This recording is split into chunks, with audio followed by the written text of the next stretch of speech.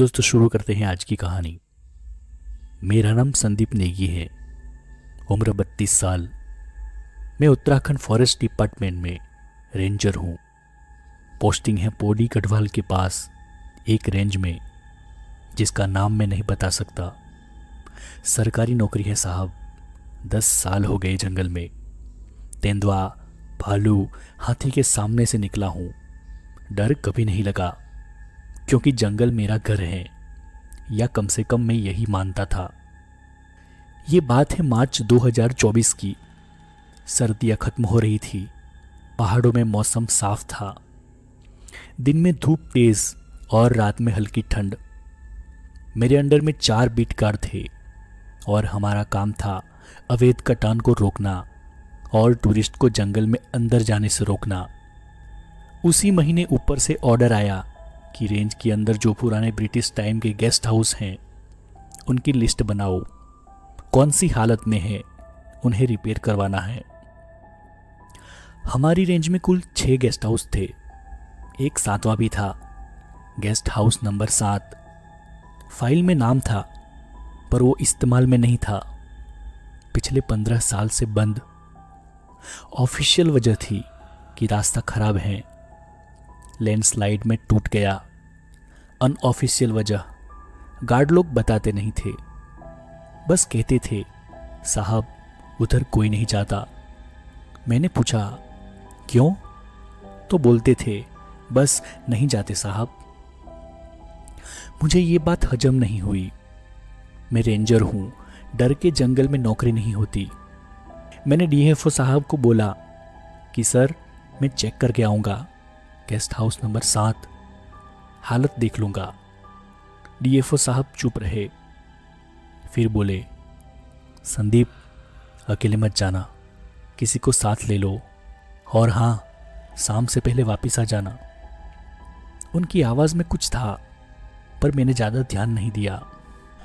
19 मार्च को सुबह 7 बजे मैं निकला। साथ में लिया पुराना गार्ड बलवंत सिंह, उम्र 60 के करीब। इसी जंगल में पैदा हुए थे, हर पेड़ को नाम से जानते थे। मैंने बोला काका चलो गेस्ट हाउस नंबर 7 देखते हैं। काका का मुंह उतर गया। बोले साहब रहने दो, बहुत दूर है, रास्ता नहीं है। मैंने हंस के कहा काका तुम हो ना तो रास्ता बन जाएगा। काका ने कुछ नहीं कहा, बस बंदूक उठाई और चल दिए। Guest house number 7 main range office से 14 किलोमीटर अंदर था। पहले 8 किलोमीटर तक कच्ची जीप रोड, उसके बाद 6 किलोमीटर पैदल, वो भी चढ़ाई। दिन में धूप जमीन तक नहीं पहुंचती। हम 10 बजे जीप से उतरे और पैदल चलने लगे। काका आगे, मैं पीछे। काका एक शब्द नहीं बोल रहे थे, बस चल रहे थे। मैंने 2-3 बार पूछा काका क्या हुआ, आप कुछ बोल नहीं रहे। वो बोले कुछ नहीं साहब, बस जल्दी पहुंच के जल्दी निकलेंगे। रास्ता सच में खराब था। कई जगह लैंडस्लाइड का मलबा, कहीं कहीं रास्ता बना ही नहीं था। झाड़ियों से होके जाना पड़ा। 1 बजे के करीब हम एक छोटी सी घाटी में पहुंचे और सामने वो था गेस्ट हाउस नंबर 7। देख के लगा ही नहीं कि ये 15 साल से बंद है। बाहर से बिल्कुल ठीक ठाक ब्रिटिश स्टाइल का बंगला, पत्थर की दीवारें, स्लेट का छत, सामने बड़ा सा लॉन पर घास 3 फुट ऊंची थी, और एकदम सन्नाटा। चिड़िया की आवाज़ भी नहीं। जंगल में चिड़िया की आवाज़ हमेशा होती है, यहाँ कुछ नहीं था, जैसे किसी ने म्यूट बटन दबा दिया हो। काका रुक गए। गेट पे लकड़ी का गेट था जो जंजीर से बंधा था। जंजीर पे ताला नहीं था, बस जंजीर लपेटी हुई थी। काका ने मेरी तरफ देखा, उसकी आंखों में डर था। पहली बार मैंने बलवंत काका को डरते देखा। वो 60 साल का आदमी जो भालू को लाठी से भगाता था, वो एक बंद बंगले से डर रहे थे। मैंने जंजीर खोली, गेट चरमराया, आवाज़ पूरे घाटी में गूंजी और हम अंदर गए। लॉन पार करके बरामदे में पहुंचे। लकड़ी का दरवाज़ा, उस पे पीतल की नेम प्लेट थी। लिखा था forest rest house number 7, eastern 1912। दरवाज़ा बंद था पर लॉक नहीं था। मैंने धक्का दिया, दरवाज़ा अंदर की तरफ खुला और हवा का एक झोंका बाहर आया। हवा ठंडी थी, बहुत ठंडी। मार्च के महीने में इतनी ठंडी हवा अजीब थी। और उस हवा में एक महक थी, पुराने किताबों जैसी या कुछ और। हम अंदर गए। बड़ा सा हॉल, बीच में फायर प्लेस, दीवार पे हिरण के सिर, पुरानी कुर्सियाँ, सब पे सफ़ेद चादर डली हुई थी, धूल की मोटी परत। पर अजीब बात, जमीन पे धूल नहीं थी। लकड़ी का फर्श था और फर्श साफ था, जैसे किसी ने अभी अभी पोछा लगाया हो। 15 साल से बंद घर में फर्श साफ। काका ने मेरी बाजू पकड़ी। मैंने देखा वो कांप रहे थे। मैंने पूछा, क्या हुआ काका? वो बोले, साहब वापस चलते हैं, फोटो बाहर से खींच लो। मैंने कहा, काका रुको, कमरे तो देख लूं। इमारत 2 मंजिला थी, नीचे 3 कमरे, ऊपर 4। मैं कमरे देखने लगा। पहला कमरा देखा, उसमें एक बेड, अलमारी, सब चादर से ढका था। दूसरा कमरा सेम था और तीसरा कमरा स्टडी रूम, टेबल, कुर्सी और एक अलमारी किताबों की। अलमारी खुली थी और किताबें नई लग रही थी, धूल नहीं थी। तभी ऊपर से आवाज आई, जैसे कोई कुर्सी घसीट रहा हो। मैं रुक गया। काका ने मेरा हाथ कस के पकड़ लिया। मैंने ऊपर देखा, सीढ़ी हॉल के कोने में थी। लकड़ी की आवाज रुक गई। मैंने काका से कहा, काका ऊपर कोई है? काका बोले, नहीं साहब, यहाँ कोई नहीं आता 15 साल से। मैंने कहा, तो फिर वो आवाज किसकी थी? काका बोले, हवा होगी शायद, पर उसकी आवाज कांप रही थी। मैं सीढ़ी की तरफ बढ़ा। काका ने रोकने की कोशिश की। मैं धीरे धीरे सीढ़ी चढ़ने लगा। हर कदम पे सीढ़ी चरमरा रही थी। मैं ऊपर पहुंचा। लंबा गलियारा, 4 दरवाजे, सब बंद, और गलियारे के अंत में एक खिड़की खुली हुई थी और उसके बाहर जंगल दिख रहा था। हवा आ रही थी, शायद वही आवाज थी। मैंने राहत की सांस ली। मैंने पहला दरवाजा खोला। बेडरूम, डबल बेड, चादर से ढका हुआ था। दूसरा दरवाजा और तीसरा दरवाजा खोला और मैं वहीं जम गया। कमरा बाकी जैसा नहीं था। इस कमरे में चादर नहीं थी, बेड बना हुआ था, जैसे कोई सो के गया हो। तकिए पे गड्ढा, जैसे अभी कोई सिर उठा के गया हो। और बेड के पास टेबल पे एक जली हुई मोमबत्ती जल रही थी। 15 साल से बंद घर में जली हुई मोमबत्ती। मेरी रीढ़ में करंट दौड़ गया। मैं पीछे हटा, तभी काका नीचे से चिल्लाए, साहब नीचे आओ जल्दी। उसकी आवाज में ऐसी दहशत थी कि मैं सब भूल के दौड़ के नीचे आया। काका हॉल में खड़े थे और फायरप्लेस की तरफ देख रहे थे। मैंने देखा, फायरप्लेस में आग जल रही थी, लकड़ियां चटक रही थी, धुआं ऊपर जा रहा था, पर हमने आग नहीं जलाई थी। और घर 15 साल से बंद था, तो आग कैसे? काका ने मेरी तरफ देखा और बोले, साहब मैंने कहा था मत जाओ। अब वो जान गई हैं कि हम यहाँ आए हैं। मैंने पूछा, कौन? काका ने कोई जवाब नहीं दिया, बस दरवाजे की तरफ भागे। मैं भी उसके पीछे पीछे भागा। हम बाहर लॉन में आए। सांस फूल रही थी। मैंने कहा, काका ये क्या बकवास है? ये आग कैसे जली और मोमबत्ती कैसे जली? काका बोले, साहब ये गेस्ट हाउस नंबर 7 नहीं है, ये उसका घर है। मैंने पूछा, किसका घर काका? काका बोले, मैडम का। मैंने पूछा, कौन मैडम? काका ने बताया कि 2009 में यहाँ एक मैडम पोस्टेड थी, रेंज ऑफिसर। नाम था ईरा शर्मा। दिल्ली से आई थी, अकेली रहती थी इसी गेस्ट हाउस में। बहुत बहादुर थी, कहती थी भूत वूत कुछ नहीं होता। एक रात वो गश्त पे गई थी अकेली और वापस नहीं आई। 3 दिन बाद उसकी लाश मिली इसी गेस्ट हाउस के पीछे वाले नाले में, पर लाश के कपड़े सूखे थे और चेहरे पे डर था। और तब से कहते हैं कि मैडम यही है। मुझे कहानी पे यकीन नहीं हुआ।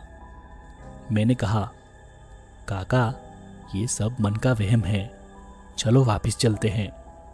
शाम हो रही थी, 3 बज रहे थे और पहाड़ में 3 बजे अंधेरा शुरू हो जाता है। हम वापस चल दिए, पर रास्ता जो आते वक्त कुछ 6 किलोमीटर दूर था वो अब ख़त्म ही नहीं हो रहा था। हम 1 घंटा चले, 2 घंटे चले, अंधेरा हो गया, पर जीप रोड नहीं आई। हम घूम घूम के वापस उसी लॉन में निकल आए, गेस्ट हाउस नंबर 7 के सामने। काका बैठ गए, बोले, साहब मैंने कहा था वो जाने नहीं देगी, अब रात यहाँ काटनी पड़ेगी। मैंने गुस्से में कहा, काका दिमाग मत खराब करो, जीपीएस ऑन करता हूँ।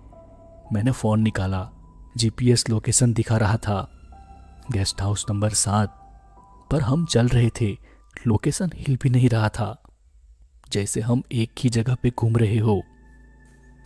रात हो गई थी, अंधेरा घना हो गया था और घना जंगल, और हम उस बंगले के लॉन में। अंदर जाना नहीं चाहते थे, पर बाहर जानवर का खतरा। काका बोले, साहब अंदर चलते हैं, दरवाज़ा बंद कर लेंगे, कम से कम जानवर तो नहीं आएगा। मजबूरी थी हमारी। हम अंदर गए और दरवाज़ा बंद किया और कुंडी लगा दी। हॉल में फायरप्लेस अभी भी जल रहा था, बिना लकड़ी डाले। आग कम नहीं हो रही थी। हमने कुछ नहीं कहा, एक कोने में बैठ गए। मैंने बंदूक लोड कर ली और तभी रात के 9 बजे ऊपर से आवाज़ आई, कुर्सी घिसटने की, फिर किसी के चलने की। धीरे धीरे गलियारे में, एक कमरे से दूसरे कमरे तक, फिर सीढ़ियों पे, और धीरे धीरे वो आवाज़ नीचे आ रही थी। मैंने बंदूक तान दी सीढ़ी की तरफ। काका ने मेरा हाथ नीचे कर दिया। मत करो साहब, वो गोली से नहीं जाएगी। धीरे धीरे आवाज़ नीचे आने लगी हॉल में, पर कोई दिख नहीं रहा था। फिर फायरप्लेस के पास वाली कुर्सी जिस पे चादर थी, वो चादर अपने आप हट गई और कुर्सी पे गड्ढा पड़ गया, जैसे कोई बैठ गया हो, पर वहाँ कोई नहीं था।